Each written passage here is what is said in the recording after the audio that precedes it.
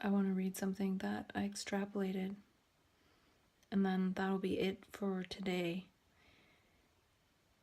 And I've created quite a few videos today, so I'm really wondering, I've created all this context, I've transitioned out of taking psychopharmaceuticals. Now what? What does it all mean? What do I create?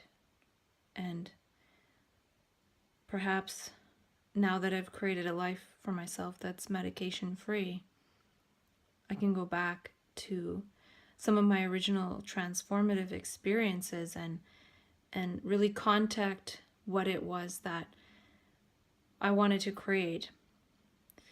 And part of it was creating this context, but I'm not necessarily wanting to stand here and continue to create context. And then I felt compelled to share some things people were writing to point out that our brains are neuroplastic and creative, not defective and degenerating. So through talking to myself, I've proven to myself that it's possible to live without meds and that it's complex and it's something else, not just personal mental illness. So I don't need to keep proving that to myself. So if I have proven that to myself, what kind of life does that unfold? I've spent the last year proving that, and I've lived the life of speaking that into existence. So now what? And as this 1 year winds down to September 11th, maybe I'll stop talking with myself in terms of context creation and just create and maybe talk about what I'm creating, but try not to create any more context. Though it's difficult because when I read what people write, I really feel like I want to extrapolate it. So maybe I will, maybe I won't. We'll see. A trans-conscious experience is transformative. It changes our life forever. Unfortunately, it changes many of us into chronic mental patients. We are penalized for seeing differently and thinking differently. Our new perceptions are called wrong and pathological. Being indoctrinated into the paradigm of mental illness prevents one from moving into a field of unfolding possible meanings and discovering for oneself the significance of this process. A single experience of trans consciousness makes it hard to function in prior consciousness, but we can learn that part again too. It's ruthless and does not discriminate in wiping out old programming. This is necessary to see anew, to have insight and to think differently. As a trans-conscious person, I experience times and states and spaces where my ego scrambles. The virtual reality that the ego keeps me glued to falls away, and I feel like I'm directly in touch with something so alive it's beyond all description. It tries to communicate with me and through me, but my whole brain, nervous system, and being is maladapted to the ego. It could be that the internal pharmacy changes from that which produces the subjective experience of the separateness of the ego to one that produces a state of awe, wonder, and the mystery of being alive in a living world. In this state, all rules go out the window, and we start from a clean slate. We must discover the laws of gravity and life through direct experience. We feel the childlike wonder of discovery as we forget everything we've been told to remember to know. It's learning moment to moment and trying to stay steps ahead of the interference of past knowledge. Eventually we get captured again by the morphic field of being beings limited by our history.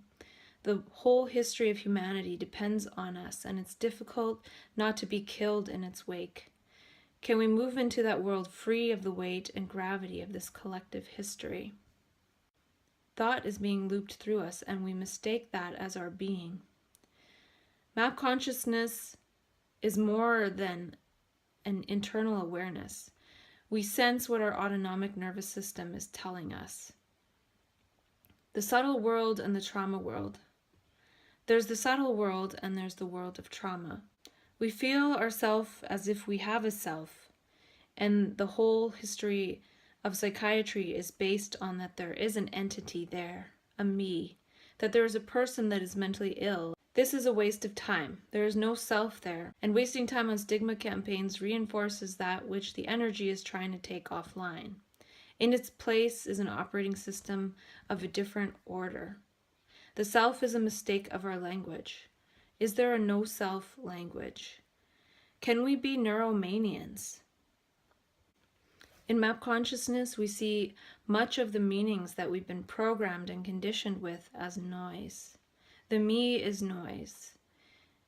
No wonder it gets so noisy as we're re-entering the noisy world.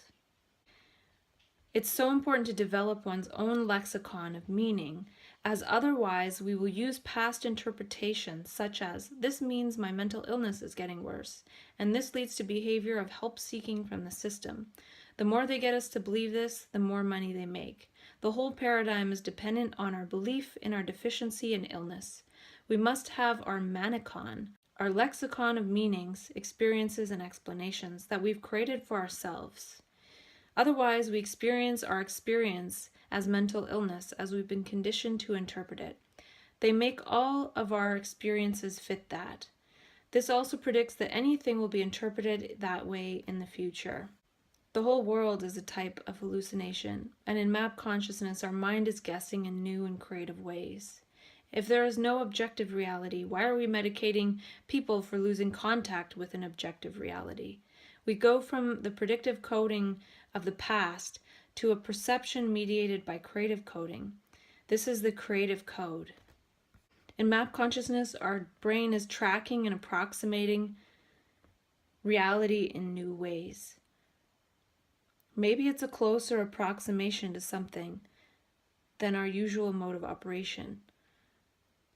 Maybe the world really is that meaningful and feels that alive.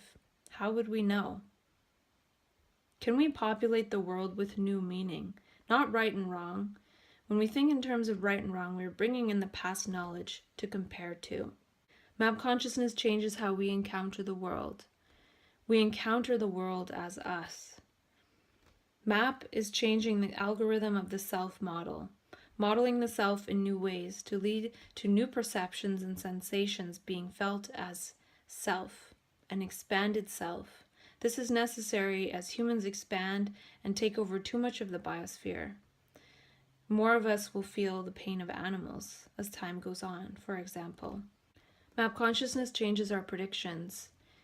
As we are creative, we are willing to be in uncertainty, create, and see what happens.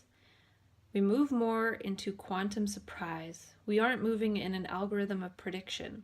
Prediction is based on needing security and certainty. Sometimes we see too much, and that isn't ideal either. We get to a space of too much creativity, and when that mixes with prediction, we predict so much that we can't even move. We can see each possibility as we turn our head to infinity. There is a transconscious lens. We can't see the self, yet we can still remodel it. The self is that by which we are able to see or be blind. The lens by itself does nothing. It's the muscles around the lens. The muscles are tensed and relaxed depending on how much light or information is coming in. They restrict the light depending on how bright it is.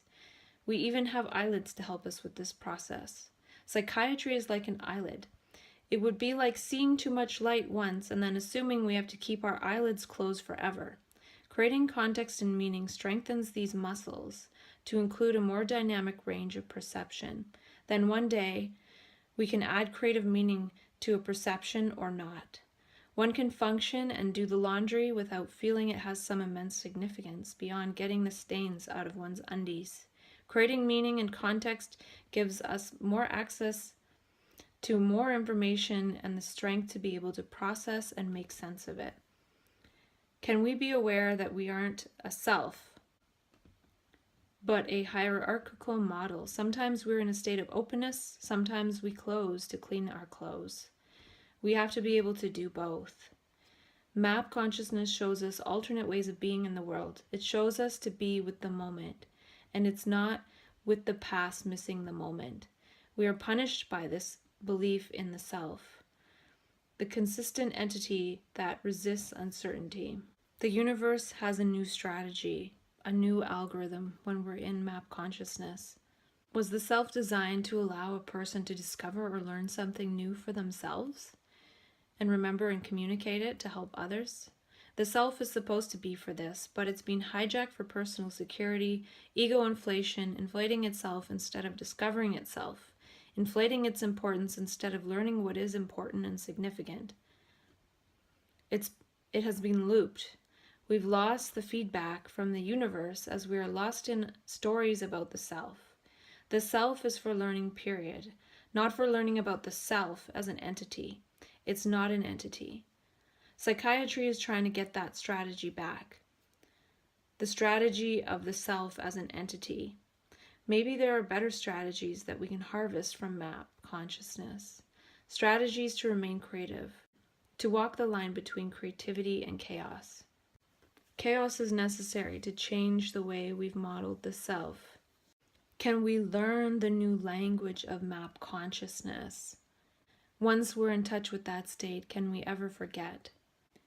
Can we adopt a creative model of the self that comes into being moment to moment with no continuity? Map consciousness is helping us to learn another language of being by being in touch with every moment. It's the language of being in touch with every moment and making meaning out of that. So yeah, as usual, I have no idea what I'm talking about or why I'm talking. I'm just talking with myself, and I'm curious about what's next and what to create. What to create? That might be the question.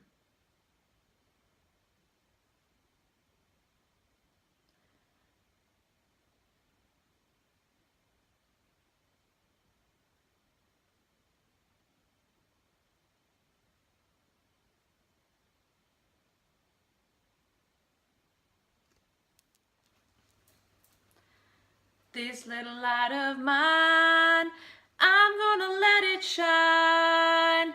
This little light of mine, I'm gonna let it shine. This little light of mine, I'm gonna let it shine, let it shine, let it shine, let it shine. This big light of mine, I'm gonna let it shine.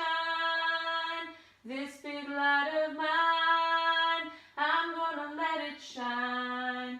This big light of mine.